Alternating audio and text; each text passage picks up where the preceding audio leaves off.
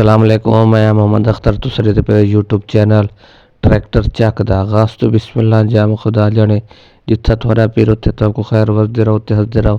थोड़ा भरा थोड़ा से घिन के आ गया थ्रेशर, वो भी 2024 मॉडल शरीफ कंपनी दी बिल्कुल चली हुई बिल्कुल कोनी ते बंद थ्रेशर है। ते जल्दी जल्दी चैनल को सब्सक्राइब करो, लाइक करो, शेयर करो, फेसबुक पेज पर फॉलो करो।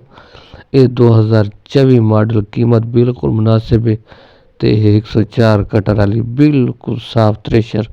ये थ्रेशर मुकम्मल वीडियो इंशाल्लाह मज़ा आसी। टायरां ताईं पूरे 16 ने पास करनी है। बिल्कुल खूबसूरत थ्रेशर थोड़े सामने तुस देते पे।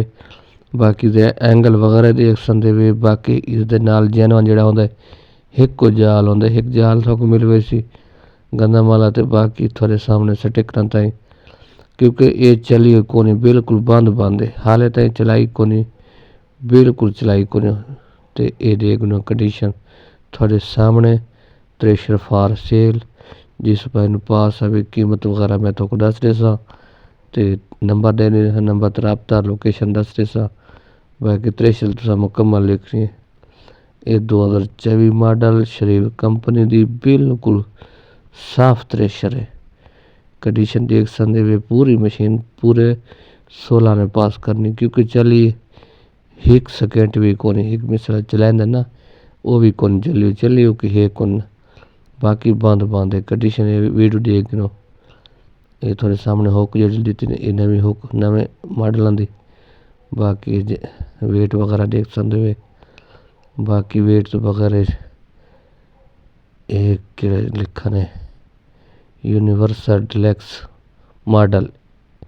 अच्छा यूनिवर्सल नहीं समझ आई। तो बाकी एक कंडीशन देगी ना 2024 मॉडल शरीफ बाबे की बड़ी बिल्कुल पूरी थ्रेशर हाले तक चली कोनी।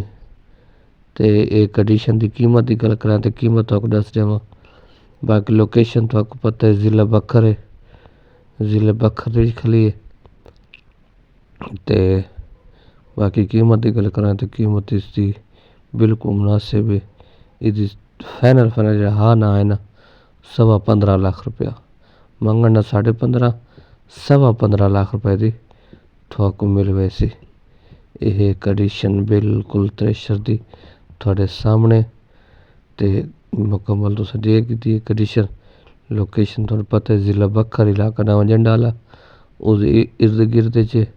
बाकी नंबर देसा ते नंबर ते रबता करे सो। ये वीडियो देख सकते छुरियाँ वगैरह बिल्कुल चलियाँ बिल्कुल कौन है। बाकी इस नंबर पर रबता करके आवे सो। अल्लाह हाफिज़।